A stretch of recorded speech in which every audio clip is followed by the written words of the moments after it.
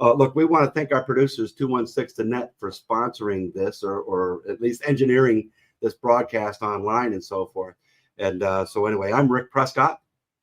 I'm Jason Hertha. And I'm Mike Ruffler. And Jason? Yep. Be sure to check us out on our previous podcasts on YouTube. Hit the bell notification. Hit subscribe for future videos. Also hit the like button because it also helps out with the algorithm. Also check us out on Apple, Twitch, Spotify, and Twitter. And again, I'd like to thank our producers, 216 The Net. Hey, Roger That Chronicles is thrilled to introduce our special guest, retired United States Army Major Lorenzo Fiorentino. You said it perfectly earlier. I did, didn't I? I said it right now perfectly a while ago. But anyway, that's me. President of the Chicago Veterans Museum, located in River Grove, Illinois.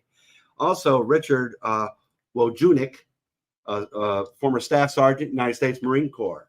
And we're here to talk about that museum and also the Chicago Zone Young Marines. Chicago Zone Young Marines. Chicago Zone. So, but anyway, hey, welcome, guys. Thank you. Thank you. We're honored to have you here, and thanks for being here for us. Jason, thank you so much. Thank you. Yep. Well, yeah. Have this thing tell you about your military service. Start with. Yeah. Sure. You want to go first? It's up to you, Major. Go ahead. So yeah, Richard Wojunik. I was in from 79 to 91. My last 6 years was with a local Marine Reserve unit here, 224. My active duty time I had to extend, as Rick was. I was an MSG, so I had to extend on that time. So 79, I went into the Marine Corps. Went to ITS as an 0311. I was back then. They had a thing called the bonus baby. So if you signed up for 4 years infantry, you got $1,500. That was a big deal back then. I was 18. Went to ITS, but out of everybody in the class, everybody was getting barracks duty on Subic Bay, Rota, Spain, Yokosuka, Japan. I'm the only guy that got 1st Tank Battalion. I thought, 1st Tank Battalion? I'm 0311. And I asked the instructor what that was, and they said, you're going to walk behind the tank and tell the guy where to shoot. Well, that's not what it was. So they made a mistake, and they sent me to tow company with other 0351s from my ITS class. So I became a tow man.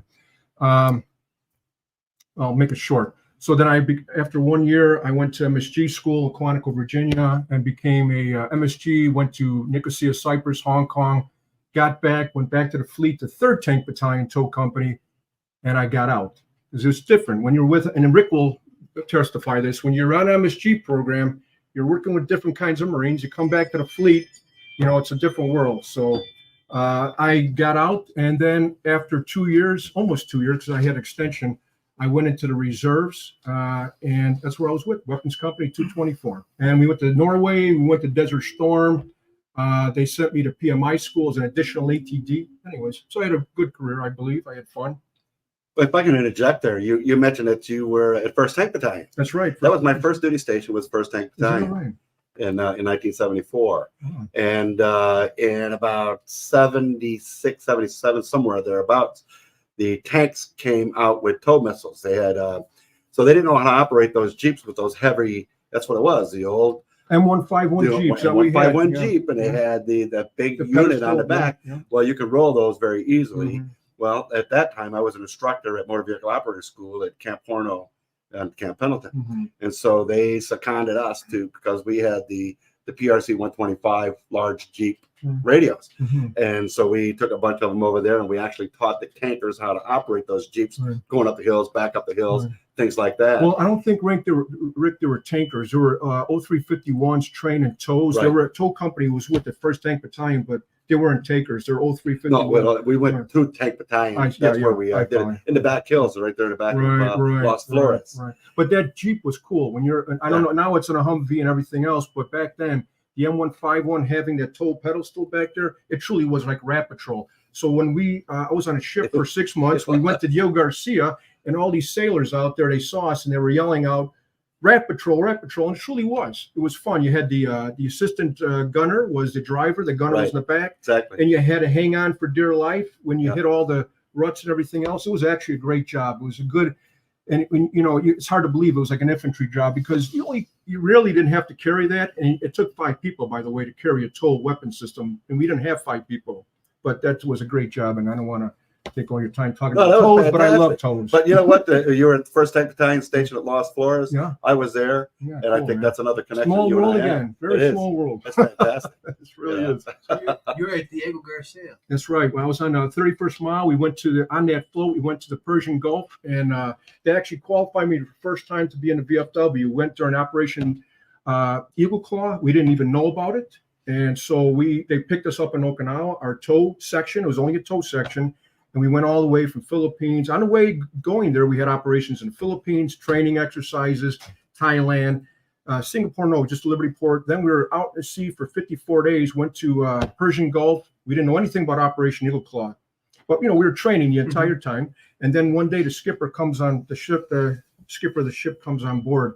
And it's like a gut punch when he said that what happened, and the Americans were killed, but they got out. And then a few days later, they said that that's the job. That's why we were with the 7th Fleet, the USS Mobile, the Okinawa, all these Alamo, all these ships. We were there in the Persian Gulf as a reactionary force. Because if they did get to the embassy in that stadium and they got stuck, that's what the 31st Mile, back then it was called MAO, Marine Amphibious Unit.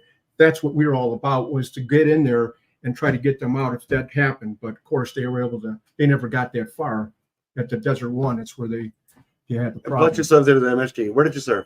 Nicosia, Cyprus, and Hong Kong. I was actually married in Hong Kong. Just had my 40th wedding anniversary in July. Hopefully happy. Very happy. All right. My wife and I went back in 2019. And if you're a Marine and you want to visit, and I'm going to tell you this, you could do this. So all you have to do is call up the consulate in Hong Kong. I think any embassy or consulate, if you call up and ask to talk to the detachment commander, you hook up with him and say, I'm a Marine. Now, maybe because I was an MSG, it was a little bit easier. But yeah, so we hooked up with him when we got to Hong Kong. He took us out for lunch, brought me into the consulate, which is completely changed from when I was there in 82, 83. Completely changed. But it was good to, always good to hook up with Marines, right? So it was fun. Absolutely. What That's type awesome. of what type of training did you do when you were in the Philippines? So from Okinawa, we got to the Philippines, we had actually a major exercise. So tows, now it's funny, it's a jungle, right? So everything we did was traveling on roads. We would our training was you have 5,000 meters maximum range on a tow. It's actually plus, but that's confidential, but it's 5,000 meters. That's So- getting obsolete now anyway. Yeah, well, I think they're on tow 2 right now, tow 2, which is but anyways, it's so the thing in the Philippines for us is tow gunners. Everything was on the road or a mountaintop with an open view, viewing roads. And I've been watching a lot of these YouTube videos of guys in Syria we gave a lot of tows to the freedom fighters. They did the same thing. They're up in the mountaintops and they're sitting up there waiting for armored vehicles or any kind of vehicle, even bunkers across a mountainside to hit that with a tow. And tow is a very, very accurate weapon. But that's what we did in the Philippines: travel the roads, set up our bivouac area. Do any like hand-to-hand stuff or anything like that? Or So no, but I know they do that now today with the Filipino Marines. Right. You did that, Jason? I did not train with the Filipino Marines personally, but when I got out of the Marine Corps, I started to get more into the martial arts and hand-to-hand stuff, and discovered the Filipino martial arts alongside with Jeet Kune Do, which is Bruce Lee's stuff, sure. Dan Inosanto and all that stuff. And very, very devastating stuff of what they teach nowadays with the knife fighting and all that stuff. And of course, you could be like the best knife fighter in the world, you're going to get cut, but the way that they manipulate that thing, if you can get it off, is very, very nasty on what they teach the troops and all that. So it's one of my I studied one of my favorite. Eskrima Kali from Yeah. Master Ninoy Galano for a while, and become pretty proficient with the Eskrima Kali. That's what they call that art. Mhm.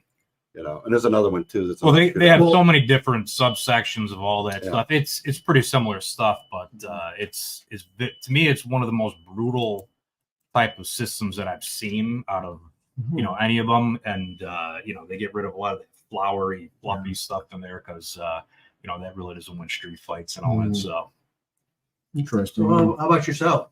So I enlisted in '88 as an infantryman and did some time in the Army. Did about 21 years, and throughout just a little bit.